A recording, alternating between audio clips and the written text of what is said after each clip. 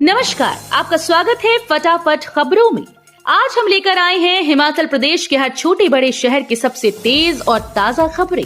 तो चैनल को सब्सक्राइब कीजिए और वीडियो कहां से देख रहे हैं कमेंट बॉक्स में हमें जरूर बताइए।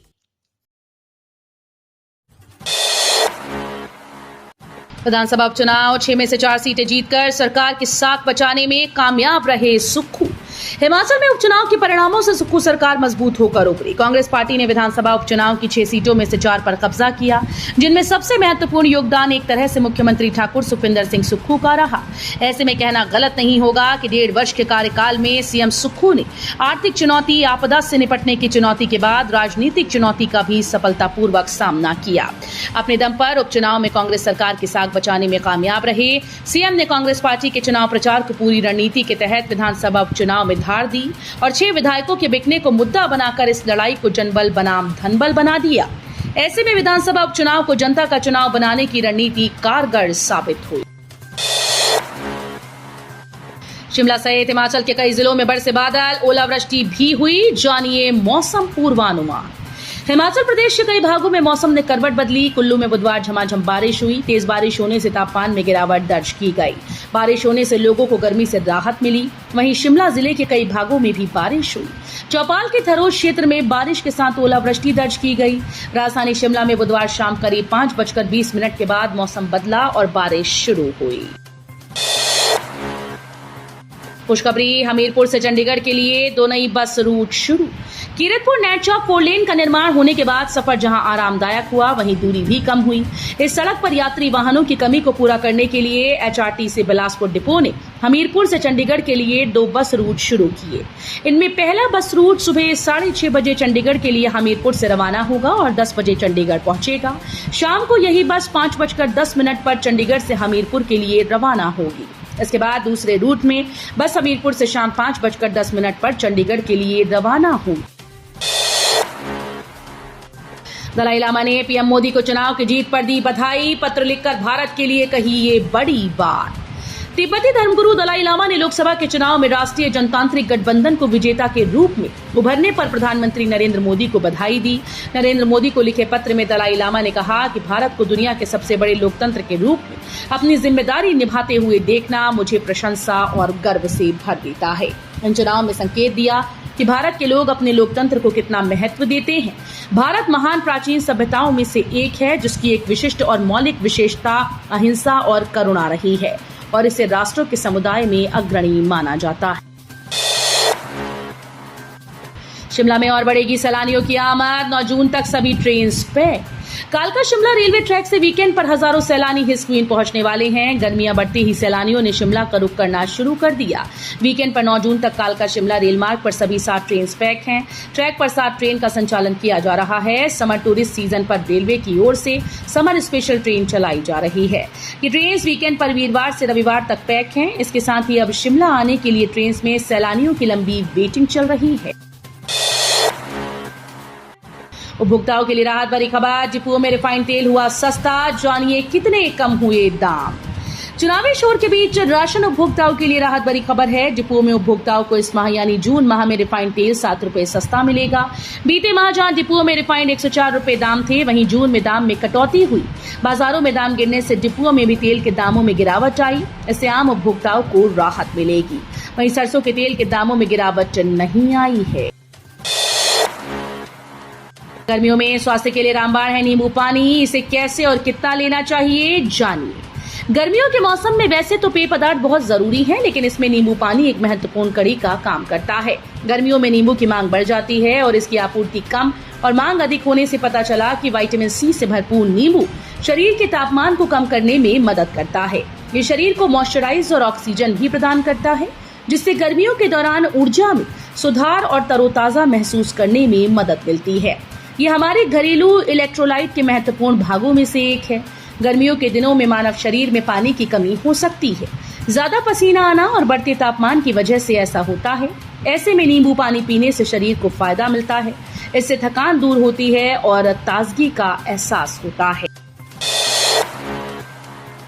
7 जून को होंगे सेल्स ऑफिसर के 100 पदों के लिए साक्षात्कार। क्षेत्रीय रोजगार अधिकारी आकाश राणा ने बताया कि IFM Fincoach Global Private Limited Mohali द्वारा सेल्स ऑफिसर के 100 पद अधिसूचित किए गए। इन पदों हेतु शैक्षणिक योग्यता स्नातक रखी गई। 25 वर्ष से कम आयु के महिला व पुरुष इसके लिए पात्र होंगे। इच्छुक अभ्यर्थी अपने सभी मूल प्रमाण पत्रों और पासपोर्ट साइज फोटोग्राफ के साथ 7 जून को रोजगार उप कार्यालय जवाली में सुबह 10 बजे पहुंचकर साक्षात्कार में भाग ले सकते हैं। हिमाचल के इन 5 स्कूल्स को मिला पर्यावरण की बेहतरी के लिए green school award. Himachal Pradesh के 5 स्कूल्स को अपने परिसरों में पर्यावरण की बेहतरी के लिए ग्रीन स्कूल पुरस्कार से नवाजा गया। इसमें 3 सरकारी स्कूल शामिल हैं। पर्यावरण के क्षेत्र में कार्य करने वाली centre for science and environment के ग्रीन स्कूल प्रोग्राम के तहत स्कूल्स की पर्यावरण व्यवस्था के आधार पर अलग अलग वर्ग में इन स्कूल्स को सम्मानित किया गया। विश्व पर्यावरण दिवस के उपलक्ष्य पर बुधवार को शिमला के गेयटी थिएटर में मुख्य सचिव प्रबोध सक्सेना ने ये पुरस्कार प्रदान किए। अग्निवीर भर्ती कांगड़ा चंबा के उम्मीदवारों के लिए अब बस इस तारीख से शुरू होगी दूसरे चरण की भर्ती। सेना भर्ती कार्यालय पालमपुर के भर्ती निदेशक कर्नल मनीष शर्मा ने बताया कि अग्निपथ योजना के तहत भर्ती वर्ष 2024-25 के लिए कांगड़ा और चंबा जिले से चयनित उम्मीदवारों की दूसरे चरण की भर्ती प्रक्रिया की तिथि में बदलाव किया गया। पहले अग्निवीर भर्ती के दूसरे चरण की प्रक्रिया की तिथि 28 जून 2024 से 8 जुलाई 2024 को निर्धारित की गई थी, जबकि अब 27 जून 2024 से 8 जुलाई 2024 तक की तिथि निर्धारित की गई है। सरकारी स्कूल में विद्यार्थियों की पिटाई का वीडियो वायरल, जूनियर्स की पिटाई करने के आरोप। सोलन के एक सरकारी स्कूल में अध्यापक की ओर से विद्यार्थियों की दबंगई की तरह पिटाई करने का मामला सामने आया है। इसका एक वीडियो सोशल मीडिया पर वायरल हो गया है। वीडियो में स्कूल के अध्यापक बड़ी कक्षा के कुछ विद्यार्थियों की पिटाई करते नजर आ रहे हैं। विद्यार्थियों पर आरोप है कि उन्होंने छोटी कक्षा के विद्यार्थियों को पीटा था, जिसकी शिकायत भी स्कूल प्रबंधकों को दी गई। इस मामले में बुधवार को स्कूल प्रबंधन समिति की बैठक हुई। अभिभावकों को स्कूल बुलाया गया। विद्यार्थियों और उनके अभिभावकों ने माफी मांगी। इसके बाद अंतिम चेतावनी पर विद्यार्थियों को छोड़ दिया गया। शिमला में नवबहार से IGMC तक 295 करोड़ से बनेगी 890 मीटर लंबी सुरंग। हिमाचल प्रदेश की राजधानी शिमला में यातायात जाम से निपटने के लिए राज्य सरकार जाखू पहाड़ी के नीचे नवबहार से सर्कुलर रोड पर इंदिरा गांधी मेडिकल कॉलेज तक 890 मीटर लंबी डबल लेन सुरंग का निर्माण करेगी। मुख्यमंत्री सुखविंदर सिंह सुक्खू ने ये जानकारी बुधवार को लोक निर्माण विभाग के अधिकारियों के साथ हुई बैठक की अध्यक्षता करते हुए दी। सीएम ने कहा कि सुरंग का निर्माण 295 करोड़ की लागत से किया जाएगा, जिसमें से 100 करोड़ पहले ही जारी किए जा चुके हैं और इस माह के अंत तक निविदा की प्रक्रिया शुरू हो जाएगी। मंडी की जीत के नायक बने जयराम, पल भर भी नहीं छोड़ा कंगना का साथ। सियासी जंग थी और इस जंग में एक तरफ मायानगरी की रानी तो दूसरी तरफ सियासत का राजा था, लेकिन मायानगरी की रानी सियासत के राजा को शिकस्त देने में कामयाब हो गई। कारण बनी वो ढाल जिसने रानी को जिताने में अपनी अहम भूमिका निभाई और मैदान में जमकर पसीना बहाया।